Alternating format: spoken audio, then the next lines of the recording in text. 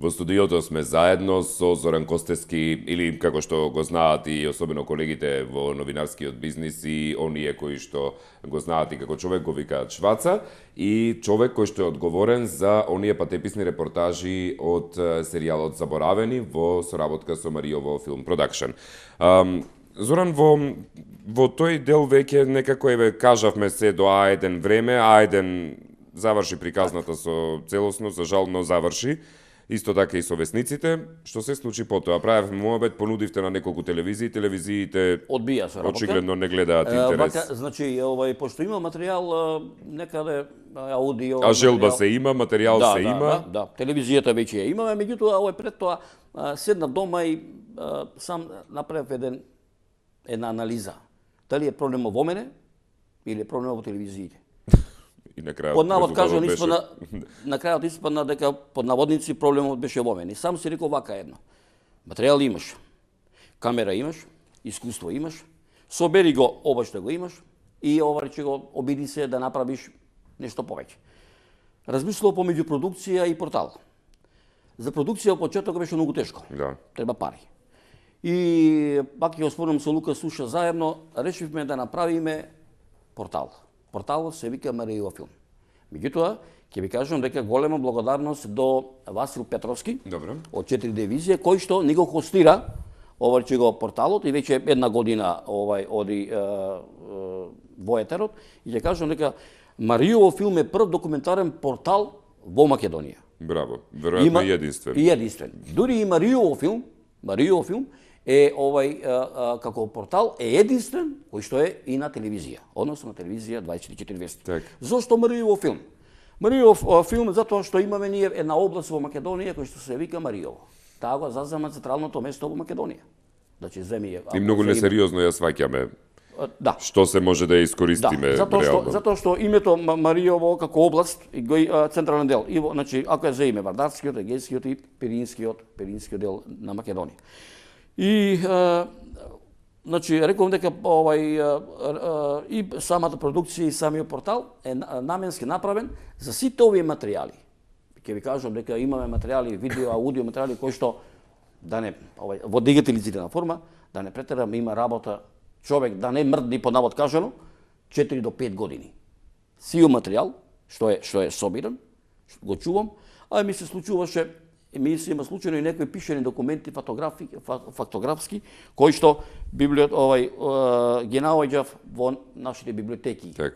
Низ градовите каде што почна да ги фрлат за времето на транзицијата. Тоа се собрав, не е крадено, се е собрано, нека повелат, дека дојдат, ќе им ги дадам, тоа што е нивно не си го земат. Меѓутоа сакам да кажам дека целта ми е на оваа наша млада популација кој што доаѓа во Македонија, да им оставиме документаристика за Македонија, за државата Македонија, за убавите наши села во Македонија, кои што ги има 1984, затоа што верувајте. Вие колку имате посетено, рековте? 1670 села до сега. Добро. Поминати. Што после кога ќе завршите со тие 1900? Има, значи, 330, така како не грешам, меѓутоа имаме ние во Егерска Македонија 3400 села. А имаме нов серијал. За наредните 10-15 години. Да, има.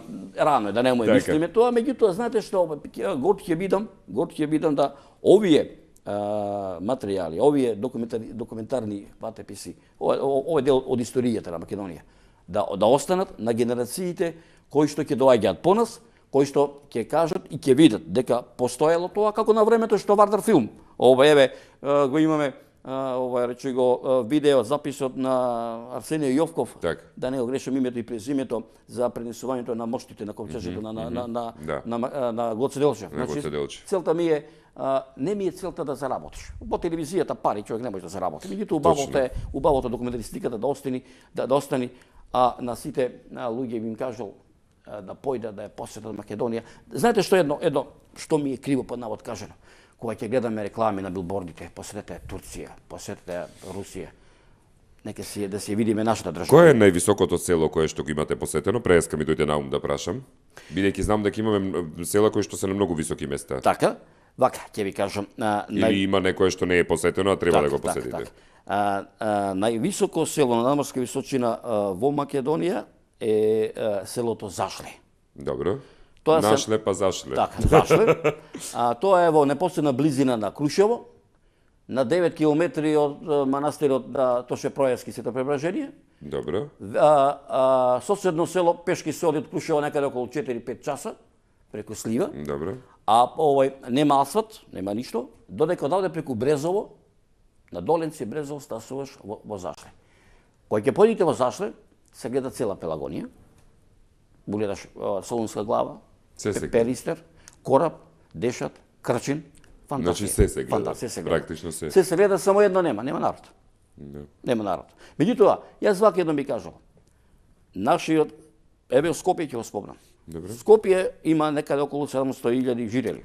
Јас велам 700, може да е 100.000. Меѓутоа во Скопје има некаде околу 50 до 60% од населението кој што е во срцето е селанец. Да.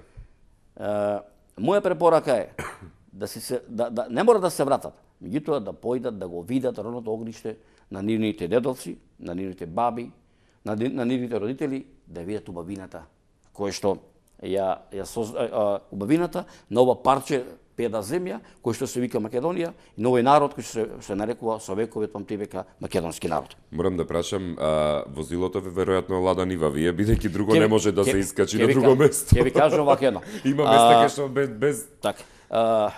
Основно средство ние имате сменето сигурно преку 10 возила. Основно средство ние возилото од Скопје до првиот град во Македонија, да речеме Велес или ова или Прилеп или Кавадарци или кој ќе одиме према Гостивар. А меѓутоа ние толку возила немаме искршено колку што имаме коли дрвени.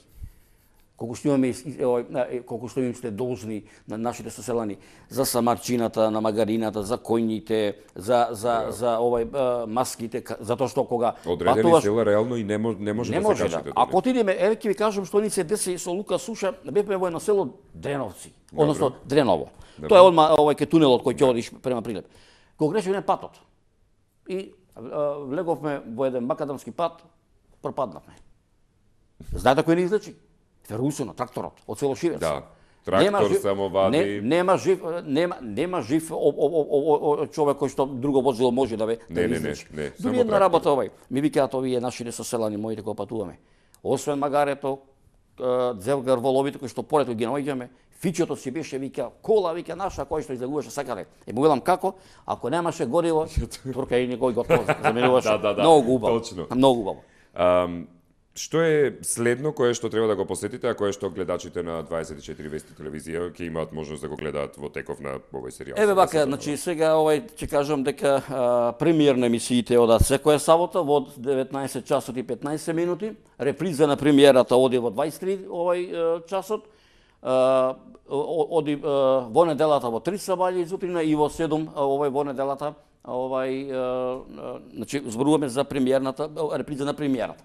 Додека другите патеписни репортажи одаат секој ден во редовниот термин на програмската шема на телевизија 24 Вести.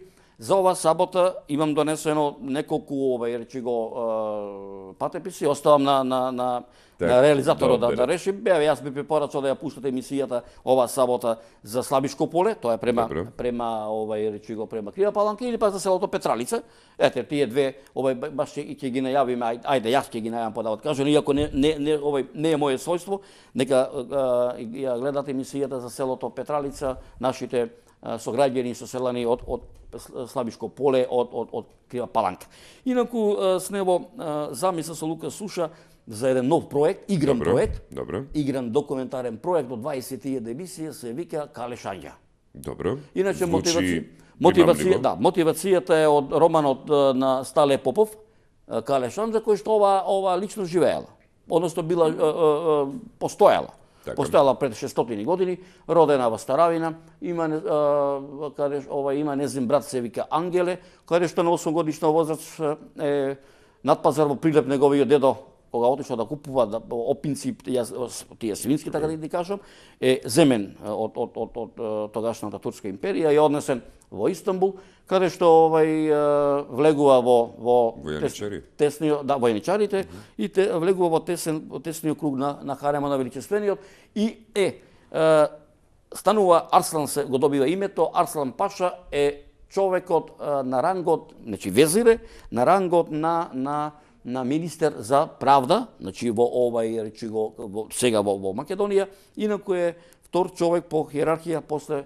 големиот везир Мехмет Паша Соколович. Јас се надам дека тоа тоа ќе го реализираме. С него проговори со неколку спонзори, меѓу кои и со Министерството, односно со амбасадата на Република Турција, со одделот за култура, а се разбира, овај проект само нека созре, ќе биде понуден на телевизија 24 како копродукција и ќе има ексклузивно право да биде емитуван. Првата епизода кој ќе биде направен на тој серијал да биде емитуван на телевизија 24 вести. За тоа потоа ќе разговараме, конкретно ќе направиме се план. Нам времето ни помина и многу ми е мило што зборувавме и што ни раскажавте неколку приказни, но верувам дека кога заедно со Лука ќе ве седнеме едно до друго, ќе се изнаприкажете. Јас вака ги завршувам моите разговори со моите соселани, вика вака: нама обајтењето му нема крај. Време да се заминам, вие бркате си ја вашата работа, а ние нашата, да одиме по нашите села во Македонија, да правиме нови патеписи и да пуштиме на телевизија 4 да нашите гледачи уживаат. Ви благодарам. Благодарам и се гледаме. Почитувани гледачи, тоа беше Зоран Костевски Шваца, новинар документарист, кој што е одговорен за она што го гледате во серијалот Заборавени, односно во соработка со Мариово Film Production.